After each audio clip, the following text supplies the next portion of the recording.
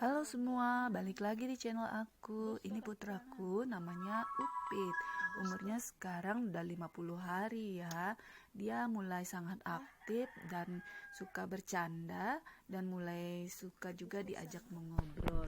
Saat ini Upit kondisi badannya lagi nggak enak karena dia lagi mampet dan gimana tiap-tiap malam gitu dia sedikit rewel karena cuaca di sini sangat-sangat dingin, tapi siangnya mulai hangat.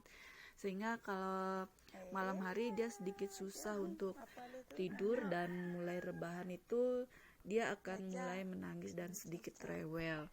Jadi dia minta digendong terus.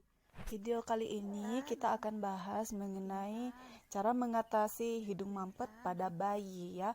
Biasanya bayi-bayi yang mengalami hidung mampet kayak gini, mereka benar-benar rewel ya. Di samping rewel, mereka juga biasanya kesulitan untuk bernafas, kemudian sulit untuk minum susu atau menyusui, dan mereka juga sering biasanya muntah, kembung, dan ada beberapa hal lain seperti bisa jadi diare ya, karena untuk hidung mampet ini gejalanya ada dua.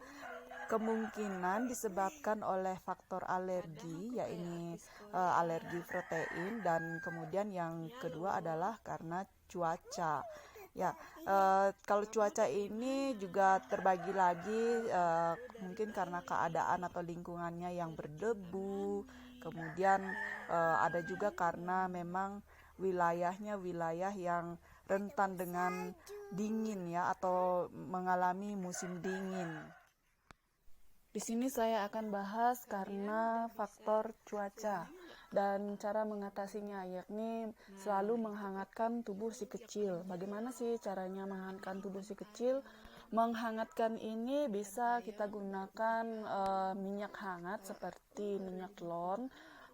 Itu dengan minyak kayu putih, tapi jangan terlalu banyak ya, karena tidak semua kulit bayi itu bisa menerima minyak kayu putih, sebab ada beberapa yang sensitif juga sehingga menimbulkan kemerahan. Kita juga bisa menggunakan kayak minyak kelapa, itu yang masih tradisional ya. Pertama kita balurin dulu pakai minyak kelapa, kemudian kita kasih minyak telon dan sedikit minyak kayu putih, jangan terlalu banyak. Kita olesin di bagian tulang belakang punggungnya, kemudian kita olesin di setiap persendiannya, telapak kaki, kemudian di area perut, dada, dan juga di bagian belakang telinga bagian bawah ya. Di sana juga bisa menghangatkan si bayi, tapi jangan terlalu banyak, nanti dia merasa nggak nyaman karena efek perih atau terlalu menyengat dari aromanya itu. Khusus bagi Anda yang punya bayi yang mengalami sesak atau riwayat, ada memang dari turunan keluarga yang punya riwayat sesak, biasanya itu harus pakai alat ya, alat uap namanya, atau sejenis nebu. Alat itu memang nggak mahal sih, sekitar 600 atau 800 ribuan, tetapi ada baiknya kalau kita coba yang tradisional dulu. Kita bisa gunakan uap dari air yang mendidih, itu dicampur dengan sedikit air dingin sampai dia sedikit hangat kuku, dan uapnya itu bisa dihirup dengan si bayi dengan dicampurkan beberapa tetes, 3-5 tetes minyak kayu putih di dalamnya.